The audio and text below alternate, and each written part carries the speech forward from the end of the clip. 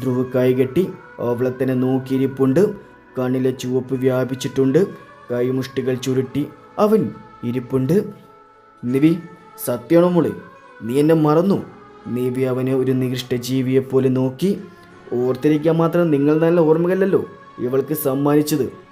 ഞാൻ ഒരുപാട് തെറ്റ് ചെയ്തു. പക്ഷേ എനിക്ക് എൻ്റെ നിവിയെ വേണം. ഞാൻ പൊന്നുപോലെ നോക്കിക്കോളാം. സൂരജ് നിവിയെ നോക്കി.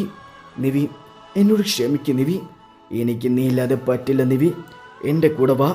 നാട്ടുകാർക്ക് അവനോട് എന്തോ അലിവ് തോന്നി. അവർക്കറിയില്ലല്ലോ അവൻ്റെ കയ്യിലിരിപ്പ്. അത് നിവിയോടല്ല, അവളെ കെട്ടി എൻ്റെ ഏട്ടനോട് ചോദിക്ക്. ദേ ഇരിക്കുന്നു. സൂരജ് അങ്ങോട്ട് നോക്കി. ധ്രുവിൻ്റെ കണ്ണുകൾ അവനെ കൊന്നു തിന്നാൻ ആഗ്രഹിച്ചു നിൽക്കുന്ന പോലെ തോന്നി സൂരജിന്. നിങ്ങളെന്നോട് ക്ഷമിക്കണം. എനിക്കെൻ്റെ നിവിയെ തിരിച്ചു തരണം പ്ലീസ്. അതെന്നോടല്ലതേ, എൻ്റെ ഭാര്യയോട് ചോദിക്കുക. അവൾക്ക് പഴയ ബന്ധം പുതുക്കാൻ ആഗ്രഹമുണ്ടോ എന്ന്. ഉണ്ടെന്ന് അവൾ പറയുമെങ്കിൽ ഈ നിമിഷം ധ്രുവ് അവൾ ഉപേക്ഷിക്കും. അവളെന്നെ വേണ്ടെന്ന് പറയില്ല, എനിക്ക് ഉറപ്പുണ്ട്.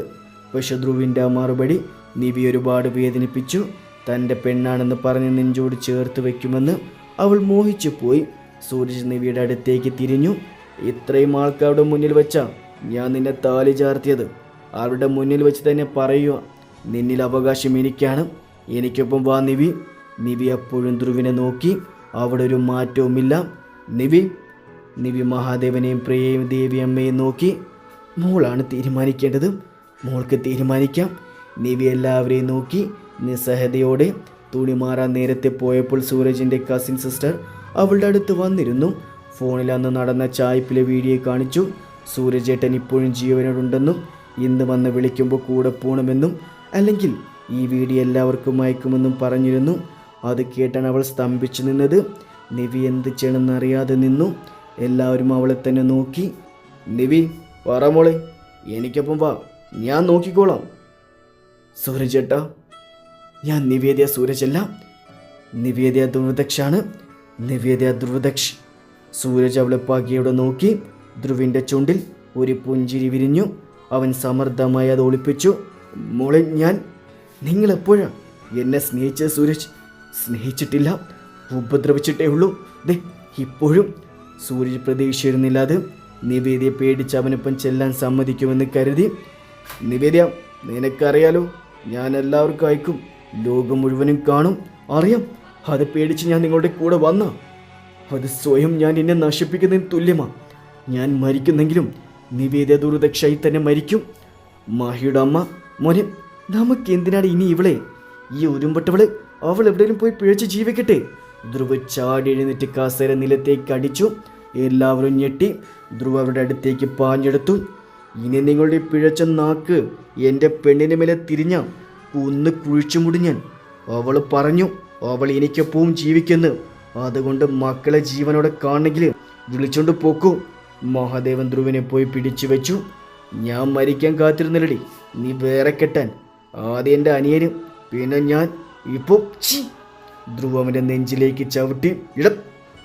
ഡാഷ് മോനെ, നിന്റെ അനിയനെയും നിന്നെയും എൻ്റെ പെണ്ണൊരിക്കലും സ്നേഹിച്ചിട്ടില്ല. എൻ്റെ സ്നേഹം തട്ടിപ്പറിച്ച് നിന്റെ അനിയനാ. പണ്ട് സ്കൂളിൽ വെച്ച് എനിക്ക് കിട്ടേണ്ടിയിരുന്ന സ്നേഹവും മാളുമാറി നിന്റെ അനിയനെ കൊടുത്തു. പിന്നെ നീ അവളെ സ്വന്തമാക്കാൻ വേണ്ടി ഒരു ദയവുമില്ലാതെ രാത്രി പിച്ചു ചിണ്ടിട്ടല്ലേ സ്വന്തമാക്കിയത്. നീ കാരണം മാനം നഷ്ടപ്പെട്ട ഒറ്റ കാരണത്തിലാണ് എൻ്റെ കൊച്ചു നിന്നെ കെട്ടിയത്. എടാ, നിന്നോടുള്ള സ്നേഹം കൊണ്ടല്ല. എല്ലാവരും ആകെ അമ്പരന്ന് പോയി. സൂരജ് അങ്ങനെയൊക്കെ ചെയ്യുമെന്ന് ആരും പ്രതീക്ഷയില്ല. ഇവൾ നുണ പറയുന്നതാ. എൻ്റെ മോൻ അങ്ങനെയൊന്നും ചെയ്യില്ല. നിന്റെ മോൻ അങ്ങനെ ചെയ്തെന്ന് ദേ അവനോട് തന്നെ ചോദിക്കും. അമ്മ, ധ്രുവ് പറഞ്ഞ സത്യ. നിവീവൻ അതുകൊണ്ട് നിവീവനെ കെട്ടാൻ നിന്നത്. നാട്ടുകാരുടെ നോട്ടത്തിന് മുന്നിൽ സ്വയം ചൂളിപ്പോകുന്ന പോലെ തോന്നി നിവിക്ക്. മോനെ സൂരജ്, കൂടുതൽ ഷോ കാണിച്ച് എൻ്റെ പെണ്ണിനെ നോവിക്കാതെ മര്യാദയ്ക്ക് സ്ഥലം കാലിയാക്കിക്കോ. ഇനി നീ എൻ്റെ കൊച്ചിനെ നോവിച്ചാ നിനക്കറിയില്ലെന്നെ. പിന്നെ അവളെ ഭീഷണിപ്പെടുത്തി വീഡിയോ വല്ലതും വൈറലാക്കാൻ വല്ല ചിന്തയും നിനക്കുണ്ടെങ്കിൽ നിന്നെ പച്ചയ്ക്ക് കത്തിക്കും ഞാൻ. മനസ്സിലാണം ഡാഷ്. സൂരജ് ദേഷ്യത്തോടെ അവിടെ നിന്നും പോയി. അതിനു പുറകെ മാഹിയും വീട്ടുകാരും നാട്ടുകാരെല്ലാം നിവിയെ പഴിച്ചതോർത്ത് വിഷമിച്ചു. അവർ അവളോട് എന്തൊക്കെയോ പറഞ്ഞ് സമാധാനിപ്പിച്ചു. എല്ലാവരും അവിടെ നിന്ന് പോയി. ഇനി വീട്ടുകാർ മാത്രമേ ഉള്ളൂ. പക്ഷേ അത്രയും നേരമായിട്ടും നിവി പുറത്തുനിന്ന് അനങ്ങിയില്ല, എങ്ങും പോയില്ല. നിന്നെടുത്ത് തന്നെ തറയിലിരിപ്പുണ്ട്. നിവി, എടാ എണീക്ക്. ഞാനെന്താടി ഇങ്ങനെ? എനിക്ക് മാത്രം. അതൊക്കെ വിട്, നീ വന്നേ, നമുക്ക് വീട്ടിൽ പോകാം. എന്തായാലും നീ ഒന്ന് നോക്കിയാകൂ. ഇല്ല ദക്ഷി, ഞാനെങ്ങുമില്ല. നിവി തോറ്റുപോയി. എൻ്റെ പെണ്ണാണെന്ന് പറഞ്ഞ് ഭർത്താവ് ചേർത്ത് പിടിക്കെന്ന് കരുതി, എൻ്റെ മകളാണെന്ന് പറഞ്ഞ് അച്ഛനമ്മയും പറയുമെന്ന് കരുതി ആരും ഒന്നും പറഞ്ഞില്ല. എന്നോട് പറയാൻ പറഞ്ഞു. അതിനർത്ഥം എന്താ? അവർക്ക് വിശ്വാസമില്ല എന്നെ. അവരല്ലാതെ മറ്റാരെ എനിക്ക് വേണ്ടെന്ന് അവർക്കറിയില്ല. എന്നെ മനസ്സിലാക്കില്ല. ഞാൻ പറഞ്ഞാലേ അവർക്കറിയാമായിരുന്നുള്ളൂ. അവൾ ഓരോന്ന് പറഞ്ഞുകൊണ്ടേയിരുന്നു. മഹാദേവൻ അവളുടെ അടുത്തേക്ക് വന്നിരുന്നു. എൻ്റെ കുഞ്ഞിനെ എനിക്ക് വേണ്ടെന്ന് ആരാ പറഞ്ഞ്? അച്ഛയുടെ മോളല്ലേ? നിവി മുഖം കൂർപ്പിച്ച് അയാളെ നോക്കി. കുഞ്ഞാ, നീ എൻ്റെ മോള് തന്നെയാ. പക്ഷെ അത് നമ്മൾ പറയുന്നേക്കാൾ ഉപരി നീ പറയുമ്പോഴല്ലേ എല്ലാവർക്കും മനസ്സിലാകും ഞങ്ങൾക്കൊപ്പം മോള് ഹാപ്പിയാണെന്ന്. പിന്നെ മോള് തന്നെയല്ലേ പറയേണ്ടത് ധ്രുവിനെ കളഞ്ഞിട്ട് എങ്ങും വരാൻ പറ്റില്ലെന്ന്, അല്ലേ? നിവി മഹാദേവന് നെഞ്ചിലേക്ക് പതുങ്ങി. എന്തിനാ അച്ഛൻ്റെ മോൻ പറഞ്ഞ് എന്നെ നശിപ്പിച്ചെന്ന്? ഞാൻ നശിച്ചു പോയെന്ന് മറന്നു പോയതച്ഛ. അവൻ വന്നു നിന്നപ്പോൾ ഞാൻ ചീത്തയാണെന്ന് തോന്നുക. അച്ഛൻ്റെ മോൻ പറഞ്ഞപ്പോൾ ഞാൻ ചീത്തയാണെന്ന് തോന്നി അച്ഛോ. അവൾ മുഖൊളിപ്പിച്ച് പറഞ്ഞു. ധ്രുവൻ അവളെ പിടിച്ചു അവൻ്റെ നെഞ്ചിലേക്ക് ചേർക്കാൻ തോന്നി. അപ്പോഴത്തെ ദേഷ്യത്തിന് പറഞ്ഞു പോയതാ. അവൻ്റെ ക്രൂരത പറഞ്ഞതാണ്. പക്ഷേ അവളെ വേദനിപ്പിക്കണമെന്ന് കരുതിയില്ല. മോളെ, എൻ്റെ മോളെ ചീത്തയാണെന്ന് ആരോ പറഞ്ഞ്? നീ ഞങ്ങളുടെ രാജകുമാരിയാ. എൻ്റെ മോൻ തപസ്സിരുന്ന് നേടിയ വരാ നീ. അതൊക്കെ പോട്ടെ, കഴിയേണ്ടത് കഴിഞ്ഞു. നമുക്ക് വീട്ടിൽ പോകാം. ഒന്നും കഴിഞ്ഞിട്ടില്ല അമ്മേ. ഇതൊരു തുടക്കം മാത്രം. അവനൊരു മൂർഖം പാമ്പ. അവസരം കിട്ടുമ്പോൾ ആഞ്ഞു കൊത്തും. അതിന് ഏട്ടനുണ്ടല്ലോ. ഏട്ടുള്ളിടത്തോളം നമ്മൾ പേടിക്കേണ്ട. നിവി അപ്പോഴൊന്നും ധ്രുവിനെ നോക്കിയതേയില്ല. മാധവും വൈഷ്ണവും ഇതെല്ലാം നോക്കിയിരുന്നു. എന്തോ മനസ്സിലൊരാശ്വാസം തോന്നി അവർക്ക്. ശാരദയും മക്കളും അവിടെ പുച്ഛത്തോടെ നിൽക്കുന്നുണ്ട്. അച്ചു, ഞാനിവിടെ നിൽക്കാന്ന്. എല്ലാവരും പോക്കോ. മോളെ, അത് ശരിയാകില്ല. ധ്രുവിടെ നിൽക്കട്ടെ. വേണ്ട, എനിക്ക് ഒന്നൊറ്റയ്ക്കിരിക്കണം. ഒരാശ്വാസത്തിനും പ്ലീസ്. എങ്കിൽ അവളോട് നിൽക്കട്ടെ, നമുക്ക് പോകാം. ഏട്ടാ, ഏറ്റൊന്നും പറയാനില്ലേ? ഞാനെന്ത് പറയാനാ? ഇവിടെ ആരും ചത്തിട്ടില്ലല്ലോ. ദക്ഷ്, നിനക്കിത്തിരി കൂടുന്നുണ്ട്. വാ പോകാം. അവൾ ഒറ്റയ്ക്കിരുന്ന് എന്താന്ന് വെച്ച് ആലോചിച്ച് കൂട്ടട്ടെ. ഇത്രയും നാൾ കൂട്ടത്തിൽ നിന്നിട്ടും അവൾക്ക് നമ്മൾ ആരെയും മനസ്സിലാക്കാൻ പറ്റില്ല. വേണ്ട, വാ പോകാം. മോനെ, ലെറ്റ്സ് ഗോ. അവൻ നേരെ കാറിൻ്റെ അടുത്തേക്ക് പോയി. എല്ലാവരും പൊക്കോ, ഞാൻ കുറച്ചൊരു ഒറ്റയ്ക്ക് ഇരുന്നോട്ടെ. എല്ലാവരും മനസ്സില്ല മനസ്സോടെ അവിടെ നിന്നും പോയി. എന്താ മോളെ ഇത്? ഇത്രയും നല്ലൊരു ജീവിതം കിട്ടിയിട്ട് അവർക്ക് നിന്നെ സന്തോഷിപ്പിക്കാൻ നോക്കുമ്പോൾ നീ അവരെ വേദനിപ്പിക്കുവാണോ? നിവി റൂമിലേക്ക് പോയി. ധ്രുവിനോട് പോകാൻ പറഞ്ഞെങ്കിലും അവിടെ നിൽക്കുമെന്ന് കരുതി. അവൾക്കെന്തോ ദേഷ്യവും വിഷമവും തോന്നി. ഒറ്റയ്ക്കാക്കി പോകുമെന്ന് കരുതിയില്ല. ദേഷ്യവും സങ്കടം കൂടിക്കൂടി വന്നു. ഒരിക്കലും അവനില്ലാതെ ഒരു രാത്രി നീങ്ങിപ്പോകില്ലെന്ന് അവൾക്കറിയാമായിരുന്നു. ആ പോയതിൽ എല്ലാവരോടും പോകാൻ പറഞ്ഞെങ്കിലും അവൻ നിൽക്കുമെന്ന് പ്രതീക്ഷിച്ചു. സമയം പോകും തോറും സൂരജ് വന്നതേ സംസാരിച്ചതൊന്നും ആയിരുന്നില്ല അവളുടെ പ്രശ്നം. ധ്രുവ് പോയത് മാത്രമായിരുന്നു. തനിച്ചാക്കിപ്പോയി എന്നൊരു വിഷമം മാത്രമായി. ഫോണെടുത്ത് പലതവണ നോക്കി. അവൻ വിളിക്കുമെന്ന് പ്രതീക്ഷിച്ചു. വിളിച്ചില്ല. സമയം കടന്നു പോയിക്കൊണ്ടേയിരുന്നു. അവളുടെ വിഷമത്തിൽ അലയാൻ എന്നോണം കാലം തെറ്റിയുള്ള മഴ ഭൂമിയിലേക്ക് പതിച്ചു. ധ്രുവ് മഴ നോക്കിയ ബാൽക്കണിയിലേക്കിരുന്നു. അവളെ ഒറ്റയ്ക്കാക്കി വന്നതിൽ വിഷമമുണ്ട്. പക്ഷെ അത്രയും നേരം ഞാൻ അവിടെ ഉണ്ടായിരുന്നു. എന്നിട്ട് എൻ്റെ അടുത്ത് വന്നില്ല. എൻ്റെ നെഞ്ചിൽ ഒതുങ്ങാൻ ഓടി വരുമെന്ന് കരുതി വന്നില്ല. ഞാൻ ആരുമല്ല അവളുടെ. ഞാൻ ചെയ്ത് തെറ്റായിപ്പോയോ? അവനാകെ വെപ്രാളം തുടങ്ങി. സമയം കടന്നുപോയി. രാത്രിയാകുമ്പോഴും ധ്രുവ് വരുമെന്ന് അവൾ പ്രതീക്ഷിച്ചു. പക്ഷെ 12 മണിയായിട്ട് അവനെ കണ്ടില്ല. വേഷമൊന്നും മാറിയിട്ടില്ലായിരുന്നവൾ. എന്തോ റൂമിൽ നിൽക്കുമ്പോൾ വീർപ്പുമുട്ടൽ പോലെ തോന്നി. നിവി പുറത്തേക്കിറങ്ങി. വിഷ്ണുവും മാധവും ഹാളിൽ തന്നെ ഉണ്ടായിരുന്നു. അവൾ ഇറങ്ങി വരുന്നത് കണ്ടതും അവർ എഴുന്നേറ്റു. അവരെ മറികടന്ന് അവൾ പുറത്തേക്ക് നടന്നു. മോളെ, നീ എവിടെ പോകുക? നിവിയൊന്നും മിണ്ടിയില്ല. എൻ്റെ പൊന്നു കുഞ്ഞ്, അച്ഛൻ ഇങ്ങനെ തീ തീറ്റിക്കില്ലേ? എന്തൊന്ന് പറയേ. നിവി തിരിഞ്ഞു വിഷ്ണുവിൻ്റെ അടുത്തേക്ക് പോയി കൈകൂപ്പി.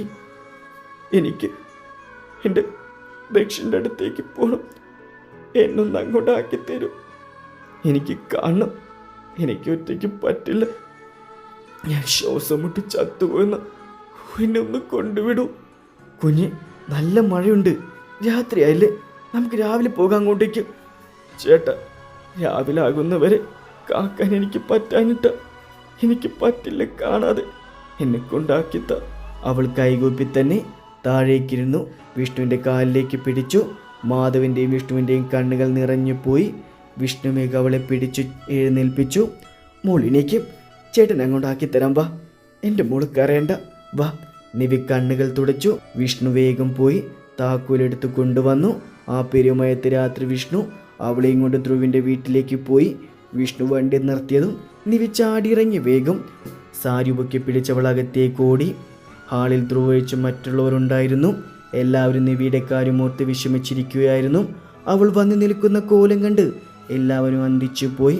അവൾ ആരെയും നോക്കിയില്ല. അവിടെ ധ്രുവില്ലെന്ന് കണ്ടതും ഉറക്കെ വിളിക്കാൻ തുടങ്ങി. ദക്ഷ്, ദക്ഷ്. എല്ലാവരും മന്ദാളിച്ച് നിൽക്കുന്നുണ്ട്. എന്താ എന്താ പറ്റി? എല്ലാവരും അവളുടെ അടുത്തേക്ക് വന്നു. ധ്രുവിനെപ്പോൾ കണ്ടേ പറ്റുമെന്ന് പറഞ്ഞ് വാശി പിടിച്ച് വന്നതാ. അവൻ്റെ കണ്ണുകൾ നിറയുന്നുണ്ടായിരുന്നു. ദക്ഷ്, ദക്ഷ്. അവൾ വിളിച്ചുകൊണ്ടേയിരുന്നു. ധ്രുവ് അവളുടെ ശബ്ദം കേട്ടതും റൂമിൻ്റെ കതക് തുറന്ന് പുറത്തേക്കിറങ്ങി. ധ്രുവ് നന്ദിച്ചു പോയി. ചലിക്കാനാകാതെ നിന്നു പോയി. അവനെ കണ്ടതും അവളുടെ മുഖം ഒന്നുകൂടെ ചുവന്നു. എന്താ വരാത്തെ? എന്തിനെ ഒറ്റയ്ക്കാക്കി? ഞാൻ പറഞ്ഞപ്പോൾ എന്നെ കളഞ്ഞിട്ട് പോയില്ലേ? ധ്രുവിനെന്തോ പാവം തോന്നി. പടികളുടെ മുകളിലാണ് ധ്രുവ് നിൽക്കുന്നത്. നിവി ഹാളിൻ്റെ അങ്ങേയറ്റത്തും ദൂരമുള്ളത് കൊണ്ട് തന്നെ ഉറക്കെയാണ് അവൾ പറയുന്നത്. ഞാൻ ചീത്തയാണോ ദേഷ്? അന്ന് അങ്ങനെ നടന്നു പോയി. എൻ്റെ തെറ്റാണോ? അവൻ തിരിച്ചു വന്നപ്പോൾ എൻ്റെ ദേഹം പൂഴിയിരിക്കുന്ന പോലെ എനിക്ക് തോന്നിയത്. ഞാൻ ഒറ്റയ്ക്കിരിക്കാൻ ആഗ്രഹിച്ചു. പക്ഷെ എൻ്റെ കൂടെ ഇരിക്കുമെന്ന് കരുതി. ഞാൻ പോകാൻ പറഞ്ഞാലും പോകാതെ എൻ്റെ കൂടെ നിൽക്കുമെന്ന് കരുതി. പക്ഷെ നിന്നില്ല. ഞാൻ ഒറ്റയ്ക്ക് തന്നെ അന്ന് എന്നും. അവളെ ഏങ്ങി ഉഷിരോടെ പറഞ്ഞു. എല്ലാവരും കണ്ണുകൾ നിറഞ്ഞ് നോക്കി നിന്നു. ധ്രുവിനെ അവളെ കാണും തോറും അവൻ്റെ ഹൃദയം നുറങ്ങുന്ന പോലെ തോന്നി.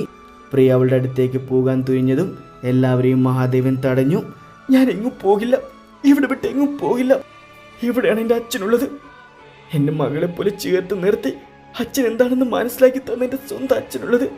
ഇവിടെ എൻ്റെ അമ്മയുള്ളത്. ആരുടെ വാത്സല്യം മനസ്സിലാക്കി തന്നവർ. ഇവിടെ എൻ്റെ ദക്ഷയുള്ളത്. എനിക്ക് ജീവിതം തന്നവള്. ഇവിടെ എൻ്റെ ജീവനുള്ളത് ദക്ഷ. അത് പറയുമ്പോഴേക്കും അവൻ പടികളിറങ്ങി ഓടി വന്നു. ഇവിടെയാണ് നീയുള്ളത് ദക്ഷ. എൻ്റെ ജീവനുള്ളത് ഇവിടെയാ.